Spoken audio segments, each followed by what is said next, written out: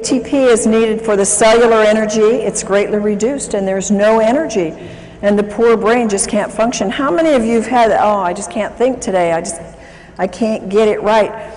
You ever gone into a room to get something? What did I come in here for? We've all done it. And the only thing is it gets worse after you get 50 and 60 and 70, doesn't it? And so that's your trigger. Boy, I'm not drinking enough. I got to get back and get my water, but get the right kind of water.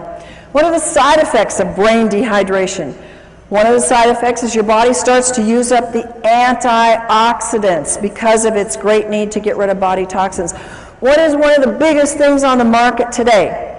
Antioxidants. It's millions of dollars are being spent on antioxidants because they're being used up because of a lack of water. Brain aminos are used up to make up for this lack of water. Tryptophan and tyrosine are amino acids that are mood stabilizers.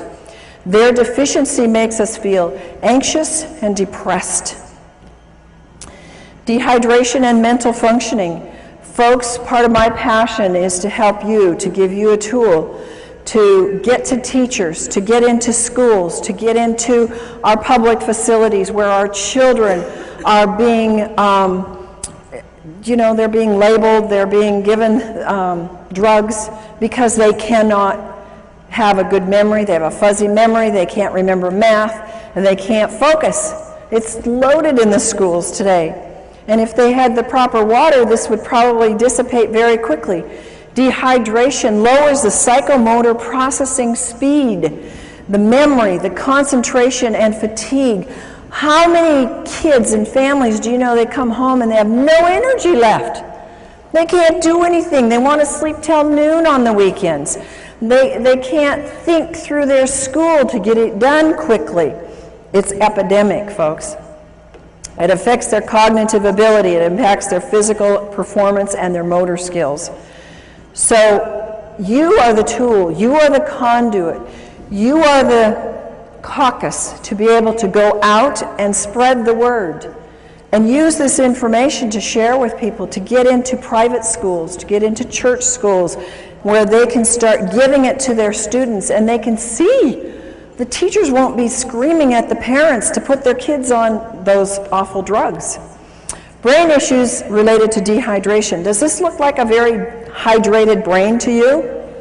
It doesn't to me. This is a real picture of a brain, and it's got a problem. Alzheimer's and dehydration, I have known for years in my practice. That has been research proven. Remember, what I'm telling you here is not my opinion. These are documented facts in research that Alzheimer's and all these other things that I'm going to relate to you are coming from documented studies that dehydration plays a significant part in it.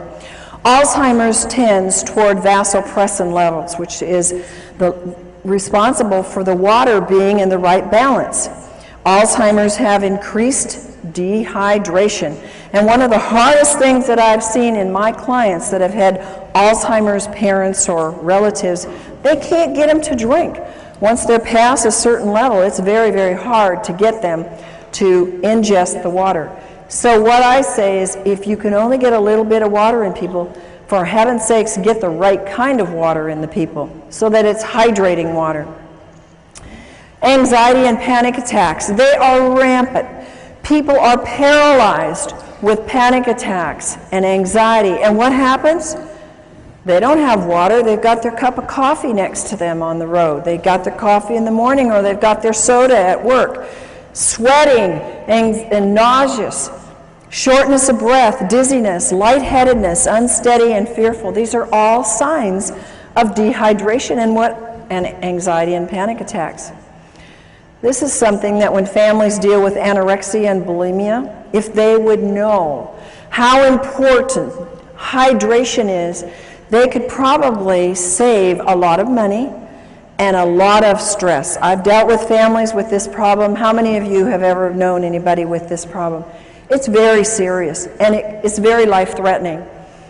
And they have severe dieting issues. They have little or no intake of fluids. They starve themselves, they binge, they vomit, they lose their appetite, they have anxiety, sleep disturbance, fatigue, lack of well-being, depression, irritation. All of those are brain problems. All of those are brain dehydration. Comas. I'm dealing with several people right now in comas, and I've found every single one of them is like 1 or 2 or 3 or 4% hydrated in their brain. They're barely hanging on, and they've been in these comas by God's grace for a long time. And if they would only get them on the water, so far these families haven't been too able to do that, but they can move them because the water is the electrical force that will wake up the brain and help them to be able to function and get things moving. Comas, see, the brain and the body shuts down, and when the body is so dehydrated, well, we think because they had a brain accident and they got it hit on the head that that they can't come out of that coma because of that. Folks, I'm telling you, they can't come out because their body doesn't have enough energy in the brain or in the body to do the connections to get it to wake up. In an advanced terminal cases, dehydration is a very important factor. And hydration is a key factor in coma and delirium. It's very important that you use microclustered, ionized, alkaline water to quickly and efficiently hydrate the brain. Bipolar. It's a very serious issue. Some people have it very, very bad. Causes anxiety, depression, rapid mood changes, compulsions, loss of energy and irritation. And again, it's related in scientific studies to dehydration. Depression. I've told you some about this already, but it's a huge thing. I think that we would see a major turnaround. It's one of the #1 drugs that's given out is kind of drugs for depression. When the brain is chronically dehydrated, all the functions suffer. The brain needs tryptophan, an amino acid, to make the serotonin. You've heard of the drugs that create serotonin and help that to balance. Really doesn't balance them, makes them more dehydrated, which then makes melatonin, which helps them sleep and get rest so they can function in their day. The amount of serotonin made is dependent upon adequate what? Water in the brain, and the right kind of water. Moods. How many of you ever had moody kids?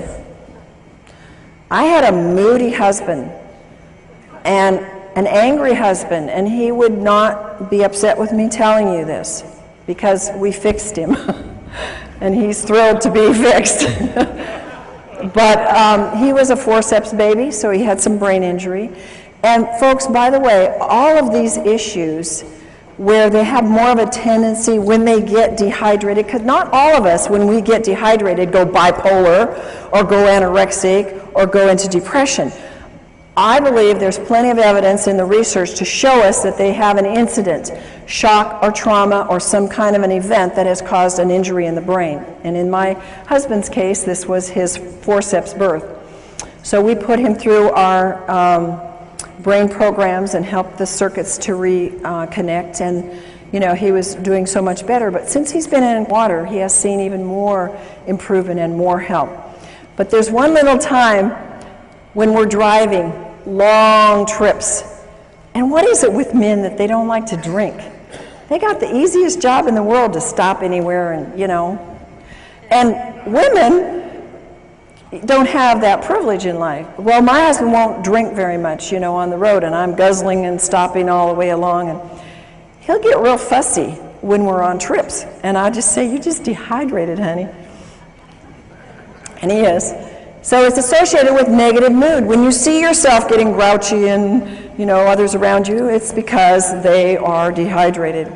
Multiple sclerosis. A big problem. It's very sad to see this. You can get well from multiple sclerosis, but it means many scars.